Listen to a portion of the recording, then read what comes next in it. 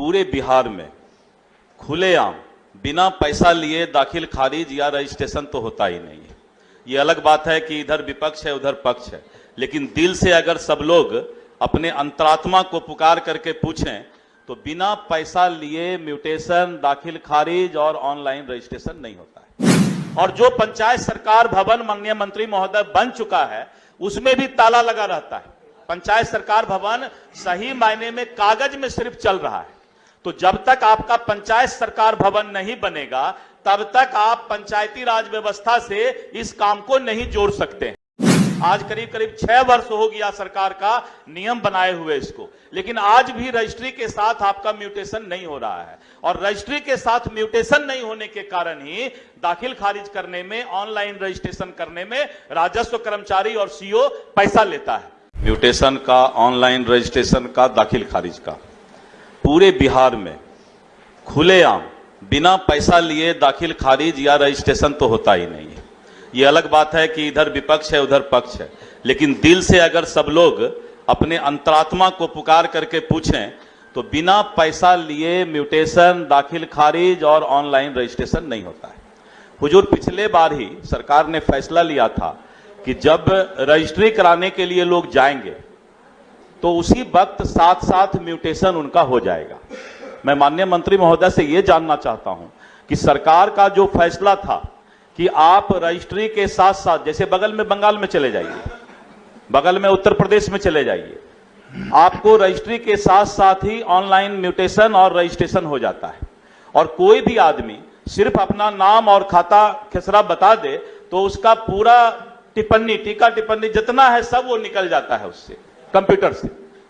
हुजूर, 2-3 बातें मुझे कहनी है। पहला तो ये कि जो पंचायत सरकार भवन बना है, एक तो बहुत कम बना है। पंचायत सरकार भवन सभी पंचायत में बन जाना चाहिए था, क्योंकि पंचायती राज का सपना ही जो है प्रजातंत्र का असली और मजबूत स्तंभ हो सकता है। लेकिन पंचायती राज व्यवस्था को कमजोर करने के लिए ही पंचायत सरकार भवन जो स्थानीय प्रशासन है उसमें इंटरेस्ट नहीं लेती है, वो नहीं बनाना चाहती है। और जो पंचायत सरकार भवन माननीय मंत्री महोदय बन चुका है उसमें भी ताला लगा रहता है। पंचायत सरकार भवन सही मायने में कागज में सिर्फ चल रहा है। तो जब तक आपका पंचायत सरकार भवन नहीं बनेगा तब तक आप पंचायती राज व्यवस्था से इस काम को नहीं जोड़ सकते हैं। और दूसरा ये कि जो ऑनलाइन रजिस्ट्रेशन जमीन के रजिस्ट्री के साथ होना था मंत्री महोदय, आज करीब करीब 6 वर्ष हो गया सरकार का नियम बनाए हुए इसको, लेकिन आज भी रजिस्ट्री के साथ आपका म्यूटेशन नहीं हो रहा है। और रजिस्ट्री के साथ म्यूटेशन नहीं होने के कारण ही दाखिल खारिज करने में, ऑनलाइन रजिस्ट्रेशन करने में राजस्व कर्मचारी और सीओ पैसा लेता है। इसीलिए अगर आप खुद भी चाहिएगा कि इसमें ट्रांसपेरेंसी आए तो इसी के लिए मैं आपसे इसका जवाब चाहूंगा।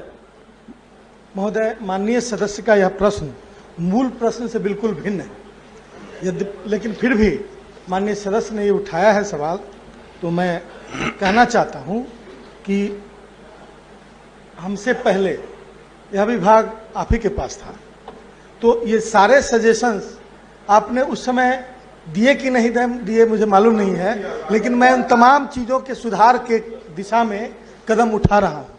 और हमें मालूम है अब इन सारी चीज़ों का 2-3 महीने में हमने जो अध्ययन किया है उस अध्ययन के आधार पर जो भी कदम हो सकते हैं, मैं इतना आश्वस्त कर सकता हूं कि एक आम आदमी को राजस्व विभाग के कार्यों में परेशानी मिनिमाइज किया जा सके उस दिशा में सारे कदम उठाए जा रहे हैं। धन्यवाद। चाहे उसके लिए हमें ऑटोमेशन की जरूरत पड़ रही हो या फिर का समय देखिए या फिर प्रशासनिक सुधार की जरूरत पड़ रही हो, सारे डायरेक्शंस जा रहे हैं।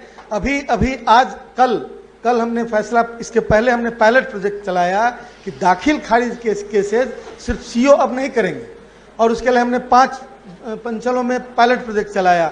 और आज से वह लागू है कि सभी अंचल में अंचलाधिकारी और जो रेवेन्यू अफसर है, राजस्व अधिकारी, ये दोनों मिलकर अलग अलग उनका जो मतलब अलग अलग जो दाखिल खारिज के केसेज होंगे उसको टेकअप करेंगे और त्वरित निष्पादन का उपाय किए जा रहे हैं।